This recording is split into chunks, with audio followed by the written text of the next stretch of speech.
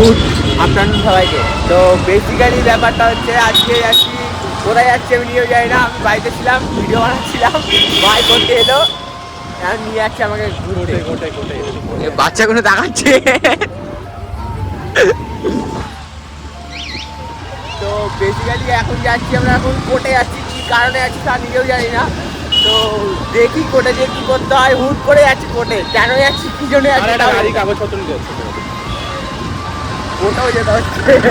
চলো কোর্টে গিয়ে ব্লগ বানাবো, যাই রাস্তা দিয়ে, রাস্তায় কতগুলো বাচ্চা ছেলে ইয়েতে আছে, স্কুলে যাচ্ছে, ওরা ব্লগ বানাতে দেখছো।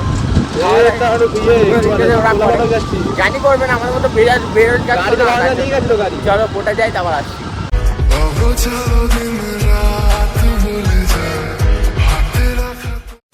কোর্টে এসছি ফাইনালি, ভাইয়ের পেপার ভাইকে দেখানো যাচ্ছে না।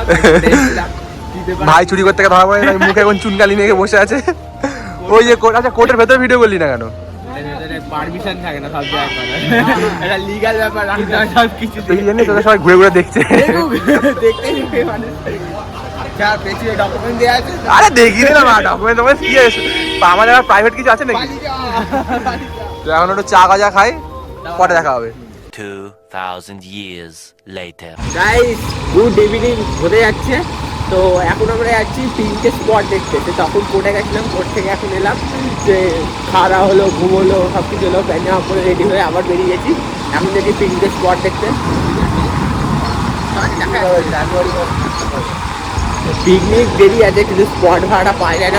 আগে থেকে উনুন বানানোর চেষ্টা করছি, আগে থেকে উনুন বানানোর চেষ্টা করছি, যদি আগুন না জ্বলে ব্যাপার। তো যাই, স্পটে যাই। রাস্তা চন্দ্রনগর পূজা কোপাসে স্টেশন আছে বলতে, আর একই গলি গালারে অনেকটা যেতে হবে। আর একজন আসার কথা ছিল, সে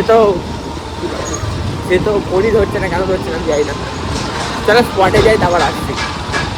1 hour later. আমরা চলে এসছি এখন লোকেশন দেখতে, কিন্তু লোকেশনের লোক নেই। না এবারে জায়গাটা একটু, এইখানে পিকনিক করছিলাম আগেবারে।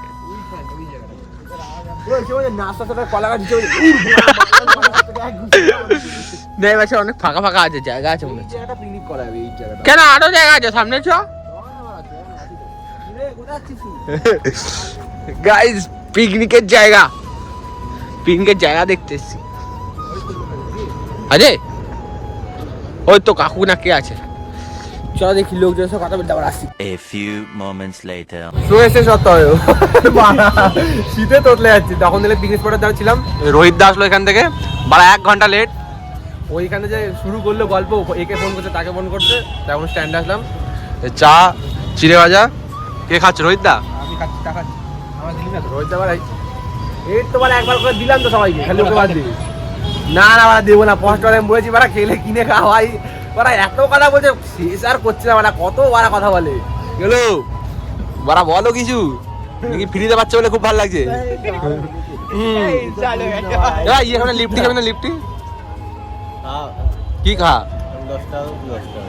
A few inches later. So guys, তখন তোমরা দেখলে আমরা স্ট্যান্ডে ছিলাম, আমি সুরো, রোহিত দা। এখন আমরা ককব্যাট খেলছি। এই বাড়া দেখিস, টেন মারিস না। হ্যাঁ বল। ঠিক আছে, চ এখানে মার। বল না, ট্রেনে পয়েন্ট। আচ্ছা বল কি বলছিস? বল। জানি তোদেরই ককব্যাট, আমাদের কিছু নেই, ওদেরই ককব্যাটে খেলছি। অকাদে যাবি না জিৎ, কি হলো? ও মেয়ে ছেলে, তুই কিতকিত খেলো, বুঝলে? বাইরে কিতকিত খেলো।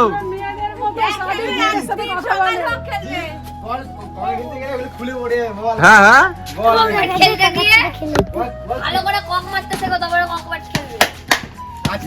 চলো, কিতকিত খেলবি নাকি? কিতকিত খেলবি? কোটটা কাট বুঝা, কাল থেকে কিতকিত নিস, ওকে লাভ দিলি সব দিলি খেয়াল, বুঝলি? হ্যাঁ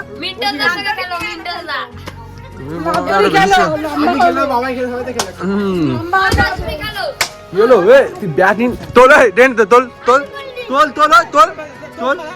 ট্রেনে তোল, মারবে এক লাঠি, তোল।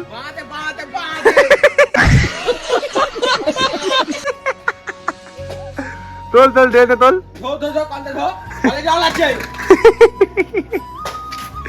তুই যা ভালো করে ড্রেনে ফেলছিস, পড়ে আস না ভাই, পড়ে আস না। চলো ককব্যাটটা খেলে একটু গাটা গরম করি।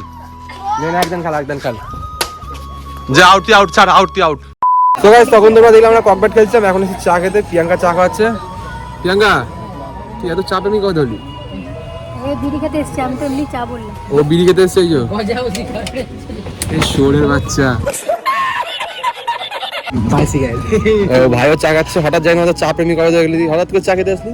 মানে চা খেতে হচ্ছিল, কথা হচ্ছিল, কিন্তু কথা হলো সিগারেট খাওয়ার কথা, কিন্তু চা খাচ্ছে কেন?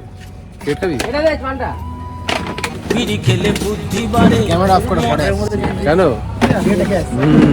গাইস আজকে ব্লগটা এটুকুই, বেশি বড় করলাম না, বেশি কিছু দেখাতে পারিনি। গেছিলাম কোর্টের পর গেলাম পিকনিক স্পটে। ভাবছি ভালো করে ব্লগ দেবো, কিন্তু কবে দেবো বুঝতে পারছি না। আরে খা বাড়া, সিগারেট খাবি তো? কেন? টাটা টাটা টাটা বাঘ বাড়া।